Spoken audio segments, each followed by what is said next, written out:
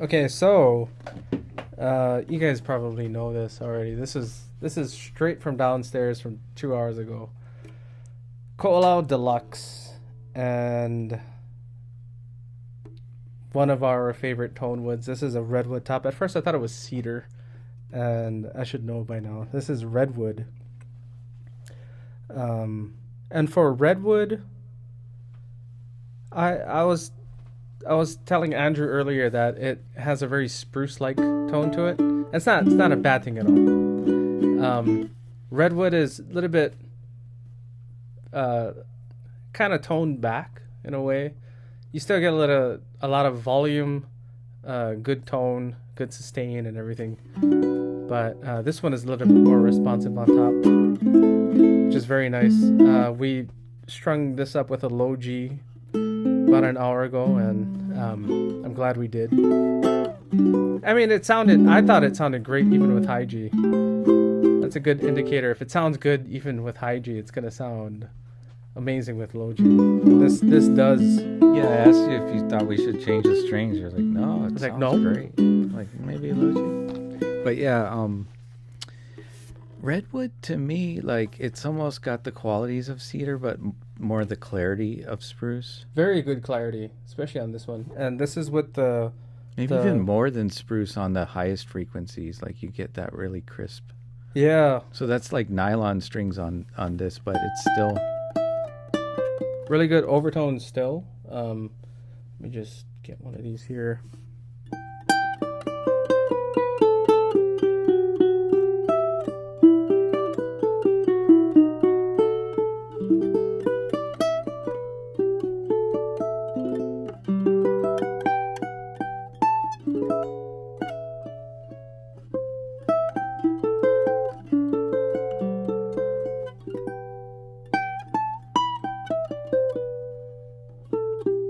I think what really helps with that spruce-like tone is the finish too. This is a satin finish, and generally with satin finishes, you get a little bit more. It's nice to see them do a satin on one of these higher end builds with a softer top. Like we see it more often on like an Alcoa Model 1 or something. But yeah, for those looking for the ultimate tone, just a hair. This is a tone crispier. Beast, sure. Yeah, very crispy. And Noah usually uses gold strings. Kind of wonder if he did this intentionally. Kind of glad. I mean, I'm glad he did. Nothing with nothing bad with the gold strings, but I like these better than the gold strings. Way more responsive. These are the Elohis, by the way.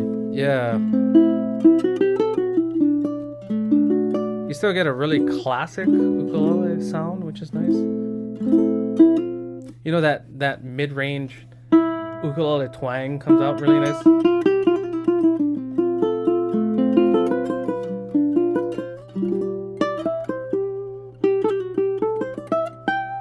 And every note is loud. That's one thing I like, especially up on the higher register with ko'olau's.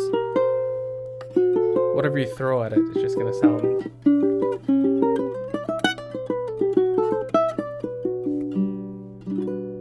Nice.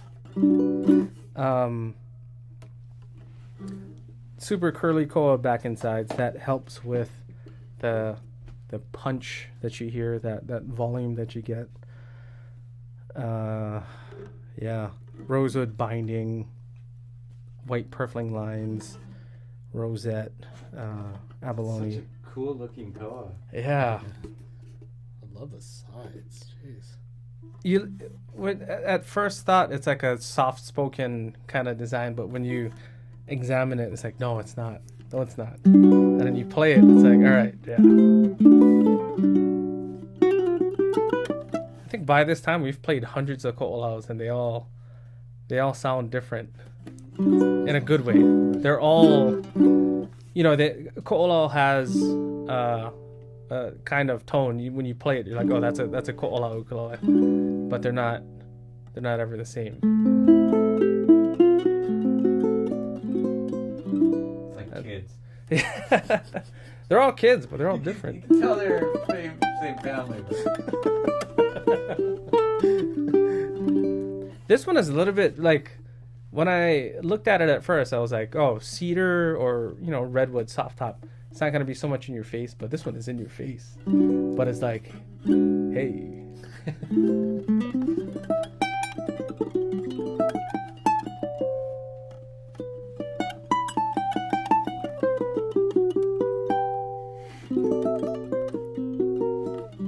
Yeah, so to get it straight, like this one is in your face, but like, hey. In your face, but hey, I like that description. I have something very nice to tell you. Cool. And it's very pleasant. Okay, let's try.